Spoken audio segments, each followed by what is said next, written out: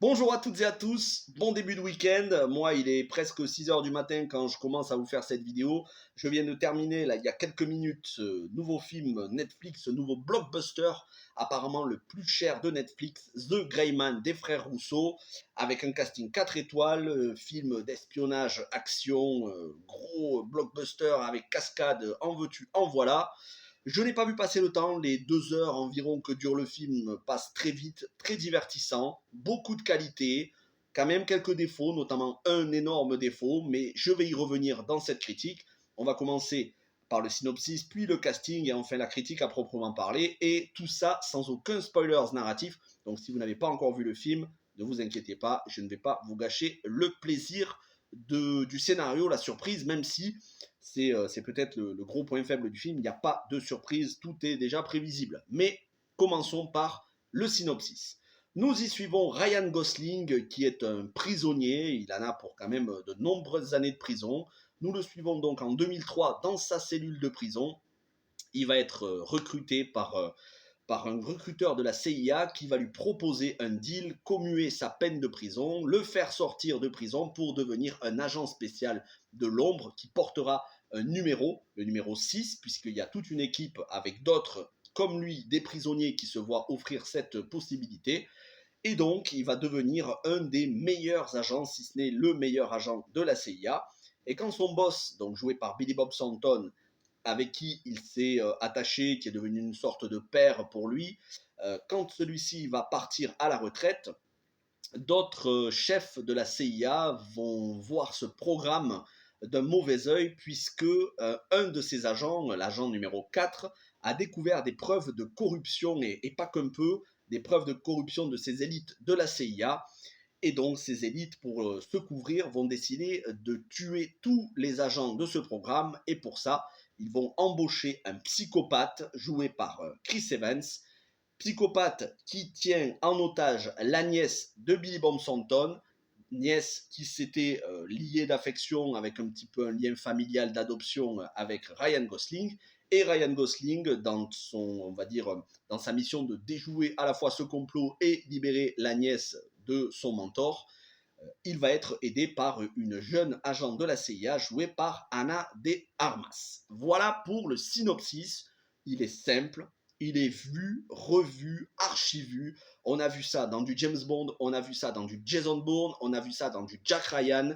Et justement, ces trois sagas, ces trois franchises sont la principale inspiration de ce The Gray Man, qui est adapté d'un livre, premier d'une série qui devrait être une franchise sur Netflix, puisque justement Netflix veulent en faire leur franchise façon James Bond, façon Jason Bourne. Et pourquoi pas, puisqu'il y a assez de mystères et on va dire, de choses laissées en suspens pour faire de nombreuses suites. Mais donc, ils ont mis le paquet et c'est surtout les frères Rousseau qui adaptent ce livre donc en blockbuster. Les frères Rousseau, bien évidemment, est-ce que je dois les représenter? Pour ceux qui ne connaissent vraiment pas, ils ont fait les plus gros films Marvel, donc Captain America Civil War, ensuite Avengers Infinity War et Endgame. Et depuis qu'ils en ont terminé temporairement avec Marvel, ils ont fait des films pour des plateformes de SVOD, dont l'excellent Cherry avec Tom Holland sur Apple TV+, qui était vraiment un excellent film très profond sur le thème. Et donc ici, ils s'attaquent au blockbuster d'espionnage et ils le font brillamment puisque non seulement le casting aide, ils ont bien recruté pour le casting, mais les moyens sont mis, que ce soit au niveau visuel, au niveau de la réalisation, au niveau des cascades, au niveau des explosions, à n'en plus finir. Malheureusement, tout ça est sacrifié sur l'autel du prévisible, du stéréotypé, des clichés et donc du manque d'originalité, qui fait que forcément, quand vous avez un Ryan Gosling inamovible tel un Terminator, et c'est pour ça qu'on l'aime aussi dans le film, et il fait penser beaucoup à Drive, son personnage qu'il jouait pour Nicolas Winding Refn.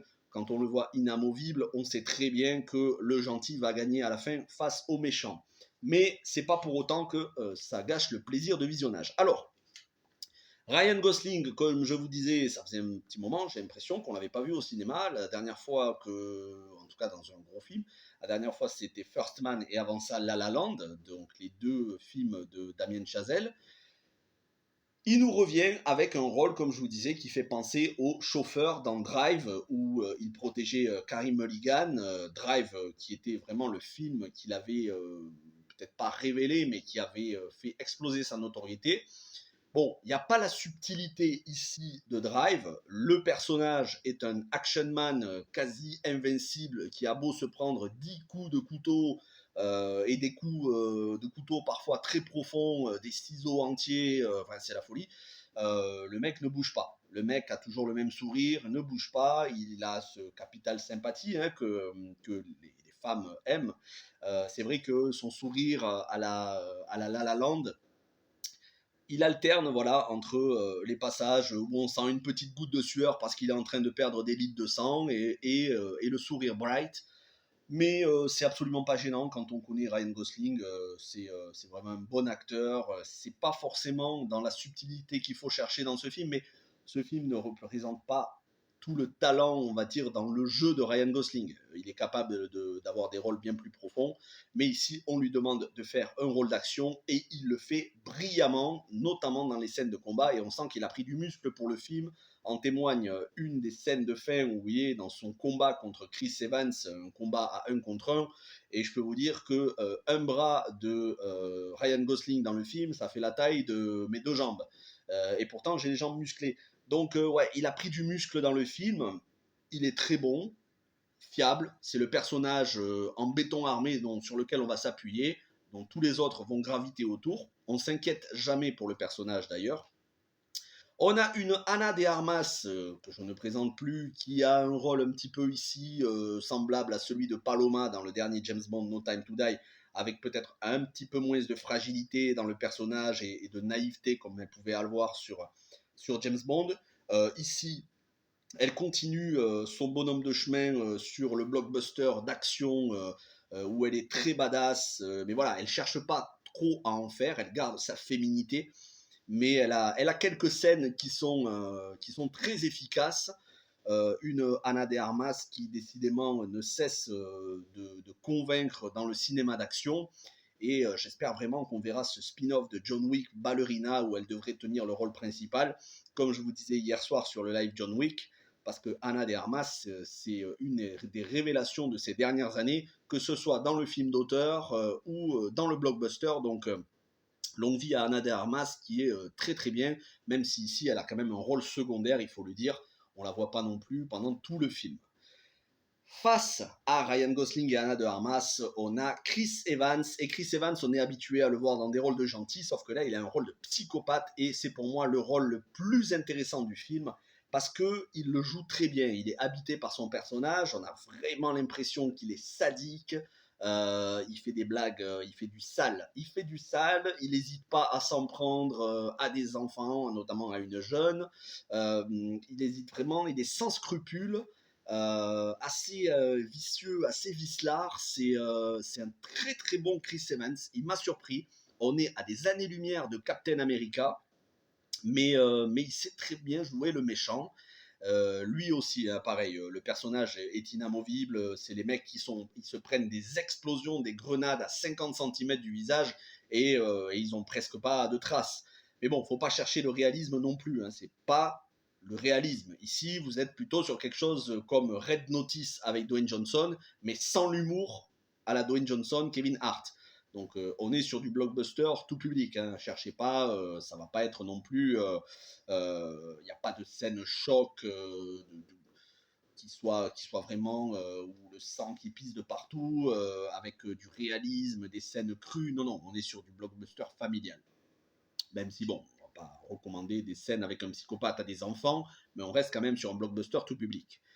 Au-delà de ça, c'est les personnages qui gravitent autour de cette équipe, qu'ils soient dans le bon camp ou dans le mauvais camp. Un Billy Bob Thornton qui est toujours aussi charismatique, avec son look, certes un peu vieillissant, mais qui a son look un petit peu qu'il avait dans Armageddon de Michael Bay. Un Régé Jean Page que beaucoup connaissent pour Bridgerton, qui est très convaincant dans un rôle d'un mec corrompu, d'une ordure incroyable, très convaincant, qui garde son flegme, vraiment, il dégage quelque chose de charismatique cet acteur. il m'a surpris, hein, c'est pas juste un acteur à minette façon Bridgerton.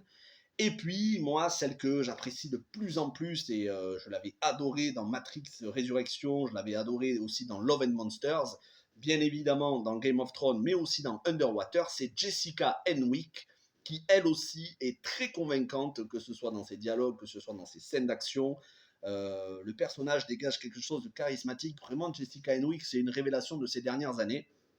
Donc, pas grand-chose à reprocher à l'acting. Et mention spéciale pour le personnage que j'ai trouvé le plus attachant du film, c'est la jeune Claire, la nièce de Billy Bob Thornton.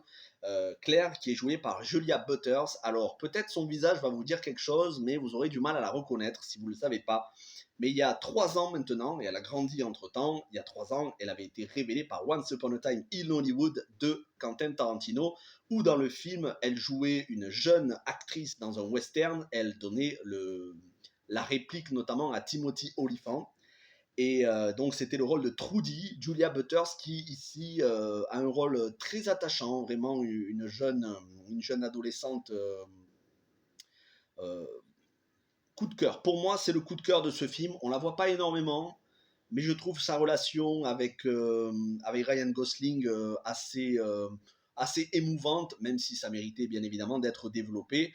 Après, il ne faut pas chercher beaucoup d'émotions, il ne faut pas chercher beaucoup de développement de personnages.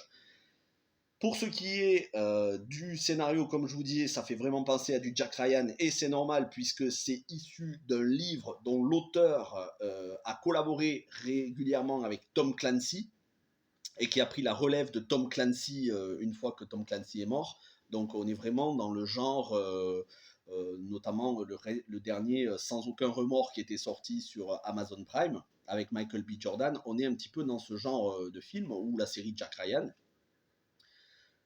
Henry Jackman s'occupe de la musique. Henry Jackman, très bon compositeur, qui pour moi, une de ses meilleures bandes originales, ça reste quand même X-Men First Class, X-Men le commencement. Mais voilà, Henry Jackman, très bon. Les scénaristes, c'est les scénaristes habituels des frères Rousseau, c'est-à-dire ceux qui ont écrit les scénarios des Captain America 2 et 3 et de Avengers Infinity War et Endgame. Le budget, 200 millions de dollars, le film le plus cher de Netflix. Acteur convaincant, scénario prévisible, ça manque de surprise, personnage stéréotypé, mais en même temps, c'est pas non plus ce qu'on attendait d'un blockbuster Netflix, on attend qu'il soit divertissant. Il y a du potentiel pour que ça devienne une franchise, puisque les vrais méchants, en tout cas tous les méchants n'ont pas été dévoilés. On sent qu'il y a des hommes dans l'ombre qui ont des hautes responsabilités à la CIA, qui tirent les ficelles dont on n'a pas encore découvert l'identité. La dernière scène du film laisse clairement entrevoir une suite qui devrait arriver dans pas longtemps. À mon avis, ça va être confirmé très vite. La musique est très bien, les cascades sont excellentes, beaucoup de plans aériens, des plans de drones, beaucoup de cascades, et un film qui se déroule quasiment en Europe, quasiment la totalité du film. C'est une bonne chose. Après, c'est pas forcément des décors très variés. Ça se passe à Prague, ça se passe en Croatie. Il n'y a pas beaucoup de décors variés. C'est peut-être le problème. Ça aurait été bien de visiter différents pays. J'avoue que les 200 millions de dollars, j'ai du mal à voir où est-ce qu'ils sont passés. Parce que j'ai déjà eu des films avec un budget moindre qui se déroulaient dans de plus grands pays. Je pense notamment à 355, ce blockbuster féminin à la James Bond, avec Jessica Chastain, Diane Kruger et tout un tas d'actrices excellents, et où on voyait, voilà, on faisait le tour du monde. Ici, ça reste quand même les 3 ou 4 mêmes décors. Donc, je ne saurais que vous recommander de voir ce film. N'hésitez pas à me donner votre avis. Ça reste quand même un petit peu en superficiel, le film, hein. Ça reste un peu en superficiel, mais au niveau du divertissement, c'est très bon. Voilà ce que je pouvais vous dire sans spoiler. Après, ce serait difficile de vous en dire plus par rapport aux rebondissements, les actions des personnages, ce qu'ils deviennent. Mais je vous laisse découvrir ça. N'hésitez pas à me donner votre avis dans les commentaires. Très bon film Netflix, c'est pas dans le haut du panier des films les plus profonds, mais c'est dans le haut du panier des blockbusters Netflix. Merci à toutes et à tous, passez un bon week-end et on se retrouve lundi pour une nouvelle critique, une série ou un film, on verra. portez-vous bien. Ciao tout le monde.